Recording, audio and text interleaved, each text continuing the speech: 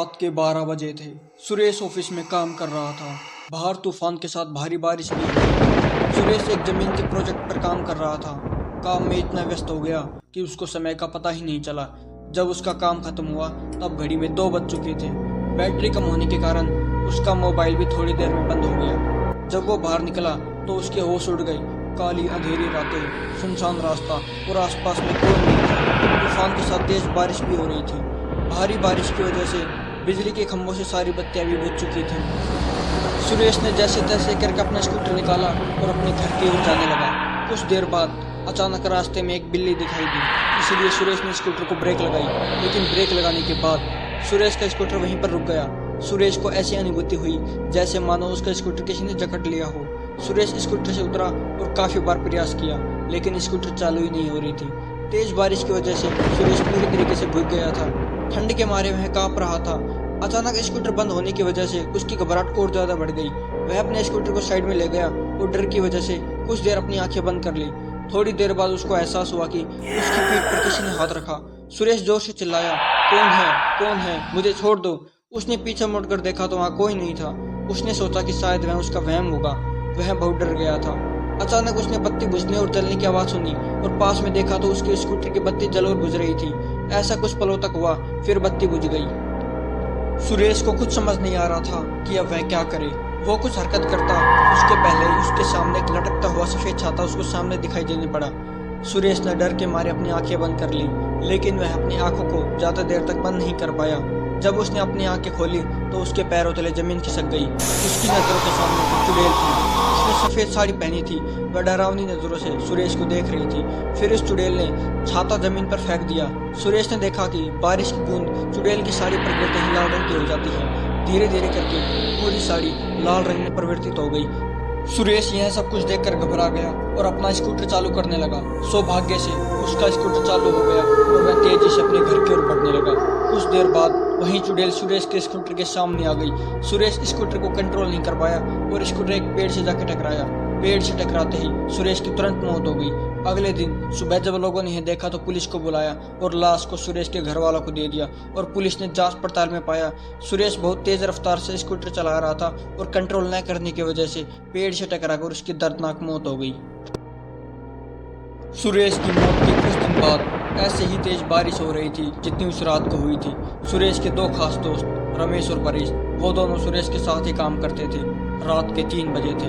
रमेश अपने कमरे में सो रहा था। उसको आसमान से बिजली कड़कने की आवाज सुनाई दे रही थी। रमेश ने अपना ध्यान सोने पर केंद्रित किया। अचानक उसको ऐसी अनुभूति हुई जैसे किसी ने उसको एक थप्पड़ मारा हो। वह नींद से जाग उठा और आसपास देखने लगा, लेकिन आसपास कोई नहीं था। फिर थोड़ी देर बाद कमरे की बत्ती जलने और बुझने लगी। यह देख रमेश बहुत घबरा गया और कंबल ओढ़कर सोने का प्रयास कर रहा था। उसने महसूस किया कि उसका कंबल कोई पीछे से खींच रहा है।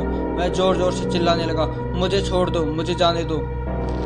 उसके कुछ देर बाद सब कुछ शांत रहा। फिर अचानक खिड़की अपने आप खुल गई और उसमें से एक हाथ बाहर से अंदर आया, जिसकी हथेली पर खून ही खून था। उस हाथ ने कसकर रमेश का गला पकड़ा और उसको मौत के घाट उतारकर रस्सी की मदद से पंखे के नीचे लटका दिया। अगले दिन सुबह रमेश का दोस्त परेश जब उसको बुलाने आया तो यह सब देखकर उसने पुलिस को सूचना दी।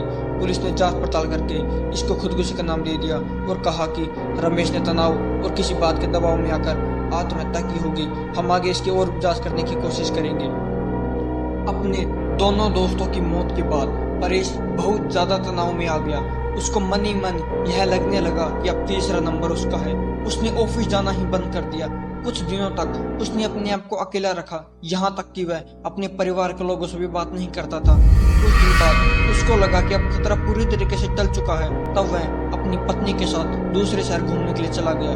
कुछ दिन तक उसने अपनी पत्नी के साथ दूसरे शहर में सैर की।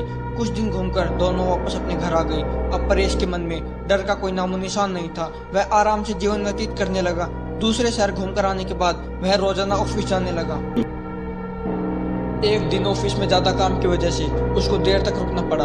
उस रात को भी तूफान के साथ भारी बारिश हो रही थी। परेश अपनी कार में बैठकर घर के लिए रवाना हुआ। रास्ते में एक बड़े गड्ढे के साथ उसकी गाड़ी टकराई और कार का एक पहिया गड्ढे में गिर गया।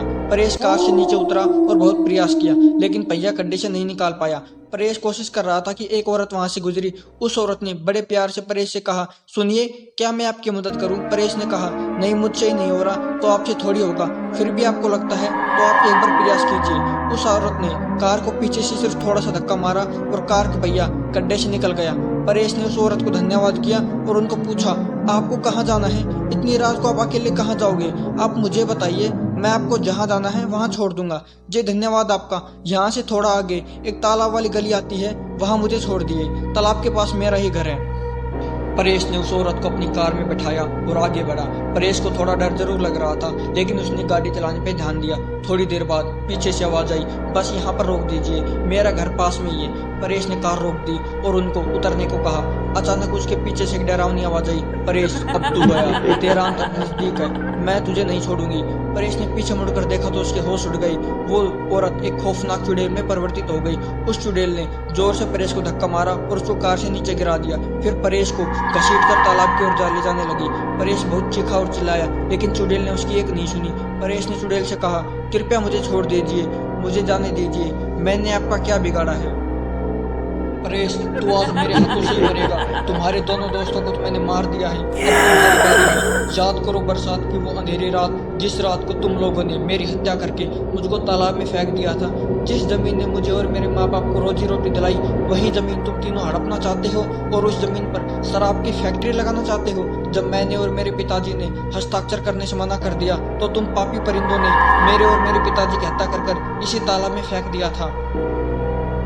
हमारी मौत का कारण लोगों को यह बताया गया कि हम पानी में डूबकर मर गए हैं। मैं उस जमीन पे कभी भी शराब की फैक्ट्री नहीं चलने दूंगी, तथा मैं वापस मेरे और मेरे पिताजी का बदला लेने के लिए आई हूँ। आज तुझे मुझसे भगवान भी नहीं बचा पाएगा, कहकर चुड़ैल ने जोर से धक्का मार दिया और परेश को तालाब में गिरा दिया और पानी में डूबकर उसकी तुरंत मौत हो गई। फिर चुड़ैल अदृश्य हो गई। दूसरे दिन किसी ने परेश की लाश को पानी में बहते हुए देखा तो तुरंत पुलिस को संपर्क किया। पुलिस ने जांच करके उसकी लाश को उसके परिवार को दे दी तथा मौत का कारण यह बताया कि उसकी मौत पानी में डूबकर हुई है।